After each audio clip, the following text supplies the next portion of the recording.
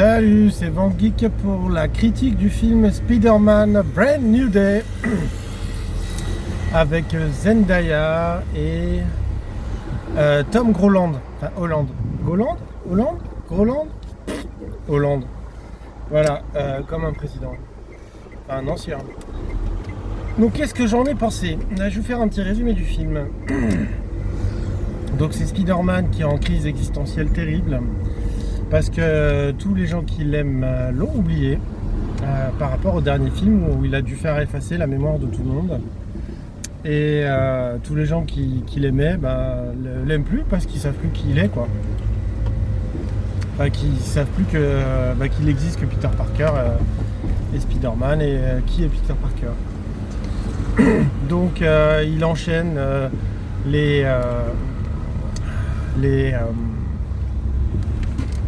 comment on appelle ça? Oh là là. Les règlements de compte avec des méchants, voilà. Et il se bat contre le Scorpion, il se bat contre des ninjas, il se bat contre plein de gens, il leur met des branlés tous. Et il est quand même un peu triste au fond de lui-même parce que il est épanoui dans son travail, entre guillemets. Après, on ne sait pas ce qu'il fait en dehors pour vivre, bon, on s'en fout, entre guillemets.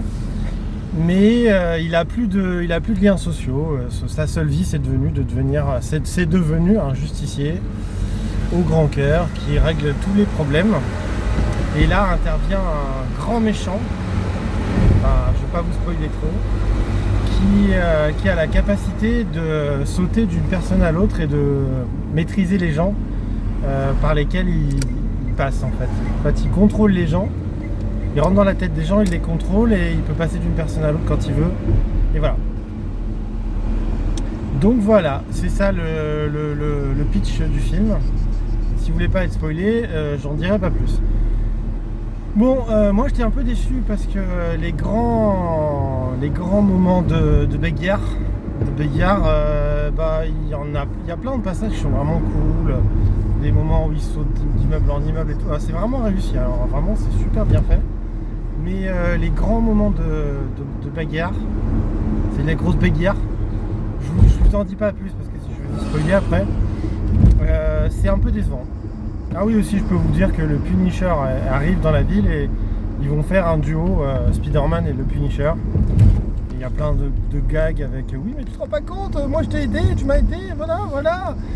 Tu m'en dois une et je t'en dois une et puis voilà, et toi t'es trop gentil, et moi je suis trop méchant, je suis le Punisher, moi je suis des gens, moi je suis pas les gens, je suis Spider-Man, je suis gentil. Ouais bah l'humour Marvel quoi, l'humour Marvel un peu à deux balles. Passer 12 ans c'est plus très drôle en fait hein. D'ailleurs j'étais avec deux gamins dans la salle à côté de moi de 10 ans et dès qu'il y avait des passages un peu pas de bagarre et d'action, ils s'emmerdaient sec. Il y en a beaucoup dans ce film, il y en a beaucoup. C'est vraiment Spider-Man en crise existentielle qui a son ADN d'araignée qui l'envahit, donc il mute, il sait plus qui il est. C'est la crise identitaire mutante, voilà. Donc moi j'ai été déçu par les grands passages de bravoure, les grands combats, tout ça machin. Ça parle beaucoup du deuil, de la relation avec les autres. Et la scène post-crédit, alors j'ai attendu jusqu'à la fin, parce qu'il faut attendre la fin du générique. Franchement, elle est bidon. Elle est bidon. Si vous voulez voir un gros Marvel, allez voir plutôt Doomsday en décembre. Hein. Celui-là, pour moi, c'est pas un gros Marvel, mais bon, c'est quand même sympa. Voilà, donc ce que je vous recommande, si vous aimez Spider-Man, oui. Si vous êtes fan des comics et vous vous attendez à certaines choses dans certains comics, vous allez être très déçus. Très déçus.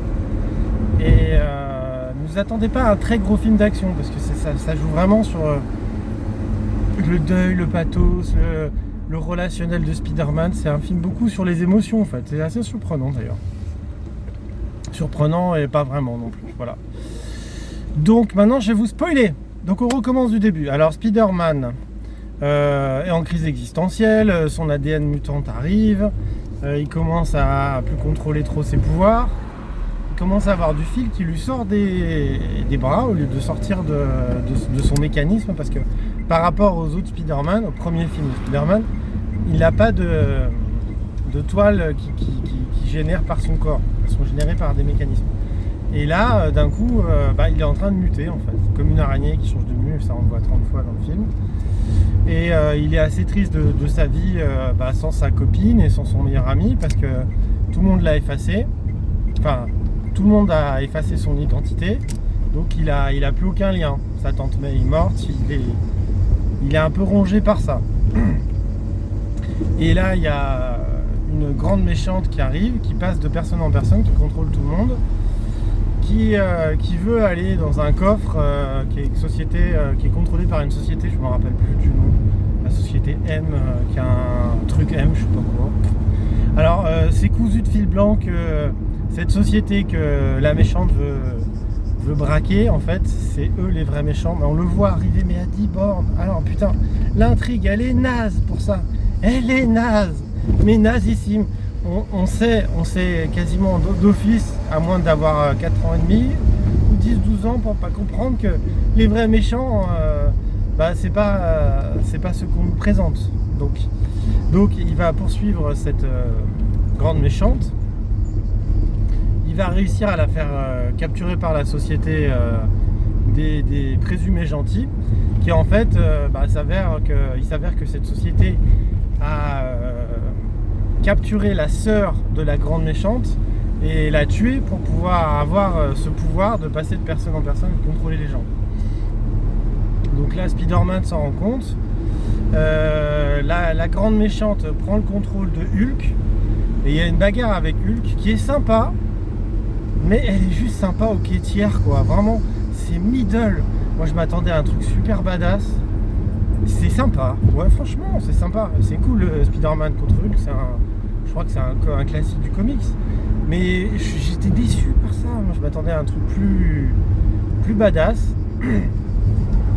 Le Punisher lui file un coup de main. Il y a des combats contre le Scorpion aussi, qui se fait contrôler par la grande méchante qui n'en est pas une. Oh mon Dieu, quelle surprise! Oh, c'est la grande corporation qui a attrapé sa sœur, en fait, qui est la méchante. C'est pas elle. Et donc la grande méchante réussit à s'évader du contrôle de la société. Entre-temps, Spider-Man avoue à Jean Grey, à Mary Jane, je sais pas, enfin sa copine, qu'il est Peter Parker, parce que tout le long du film, il veut pas lui avouer. Elle a refait sa vie avec quelqu'un, il est pas bien, le pauvre Pitou, il est triste, le Pitou. Et en plus, il passe cette crise existentielle de mutation d'araignée. Il lui avoue, et en fait, elle s'en fout complètement de lui. Elle lui dit moi je t'aime bien, mais je t'aime pas, je sais pas qui t'es, en gros. Donc il est dégoûté. Donc là, je vous spoil vraiment tout, hein. L'intrigue amoureuse, est-ce que Spider-Man va retrouver sa copine? Bah non, elle en a rien à foutre de lui, parce qu'elle sait plus qui c'est. Et t'as le seum, mec, t'as le seum. Mais après, il va retrouver son pote, son meilleur pote. Par contre, bro romance, hein. Les gars, par les meufs, c'est pas bon. Et donc, il arrive à aller vers la super méchante pour dire de se calmer. Mais là, il y a le Punisher qui se met loin, qui essaye de la sniper avec un flingue, parce qu'elle arrive à avoir un pouvoir de fou, elle arrive à contrôler tout le monde dans 1 kilomètre.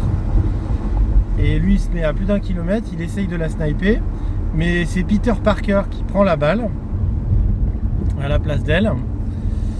Et elle réussit à s'enfuir, elle a rien. Et Peter Parker se retrouve à l'hôpital. Le Punisher est à son chevet pour savoir s'il va mourir. Et pour pas qu'on dévoile son identité, le Punisher se déguise en Spider-Man devant la fenêtre et fait croire que c'est lui Spider-Man et pas Peter Parker. Peter Parker s'en va. À la fin du film, il retrouve son pote et tout est bien qui finit bien. Mais bon, moi j'ai trouvé ça assez mollasson, quoi. Assez mollasson. Les combats qui auraient dû être épiques, cheval ou pas, sont assez mous. C'est vraiment ça tourne en rond, toujours sur le même truc de la nostalgie, des liens affectifs, machin, de ça. Et c'est sympa. Par contre, les scènes où il vole, machin, quand il change de pouvoir, qu'il a sa mutation, c'est sympa. Mais alors, si vous vous attendez aux comics où il devient une espèce d'araignée mutante avec des trucs machin un peu, Spé, oui, voilà. Alors là, vous allez être déçus. Il a les yeux qui deviennent noirs. Hein, c'est le... Waouh! Waouh! Et il a des toiles qui lui sortent des bras. Voilà. C'est le max de sa mutation. D'ailleurs, à la fin du film, il accepte sa mutation parce que tout le long du film, il essaye de la contrôler. Parce que quand il mute, il devient trop fort et il devient un peu méchant. Ouh, pas cool. Hein. Spider-Man devient un peu méchant. Donc il accepte ça. Et donc après voilà, il accepte son côté araignée. La présumée méchante, bah, elle s'enfuit. Je pense que c'est une X-Men, je sais plus. Je sais pas assez calé en comics. Et il retrouve son pote. Et sa copine, eh ben, elle le calcule pas, mais bon, elle sait qui c'est maintenant. Ça sert juste à rien en fait, quoi. C'est un peu naze. Et puis voilà, et ça dure 2h45 et moi j'aurais bien relevé une demi-heure. Une bonne demi-heure, plus de bagarres, moins de drama existentialiste. Plus de bagarres avec Hulk, plus de d'action quoi. Mais bon, après c'est sympa. Voilà. Pour moi, c'est vraiment celui d'avant était beaucoup mieux avec les 3 Spider-Man et tout machin. Alors c'était incomparable. Même celui d'avant où il effaçait tout dans le passé avec Doctor Doom. Bah c'était bien. Enfin pas Doctor Doom mais Doctor Strange. Franchement, je préférais. Hein. Ça se prenait, c'était plus léger. Là, c'est de l'existentialisme en carton, je trouve. Voilà. Mais c'est pas désagréable. Hein. Si vous êtes fan de Spider-Man, vous allez aimer. Hein. Ça, c'est sûr, je pense. Mais vous allez être un peu déçu si vous êtes un purité des comics. Voilà, donc c'était la critique de Spider-Man Brand New Day.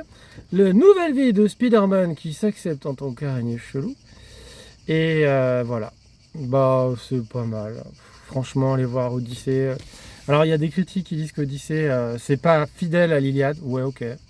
C'est pas du tout fidèle à l'Iliade. C'est la version de Nolan, mais bon. Alors, soit on accepte, soit on n'accepte pas. C'est pas du tout un conte homérique sur les Grecs, avec des mecs en tongs, comme on pourrait s'attendre. Mais moi, je vous conseille plus d'aller voir l'Odyssée que Spider-Man, hein, franchement. Ouais, c'est bon. Après, tout le monde va aller voir Spider-Man. Beaucoup moins de gens vont aller voir l'Odyssée, parce que la salle était pleine. Et voilà, c'est la vie, c'est comme ça. Bon, c'était Van Geek pour la critique de Spider-Man Brand New Day.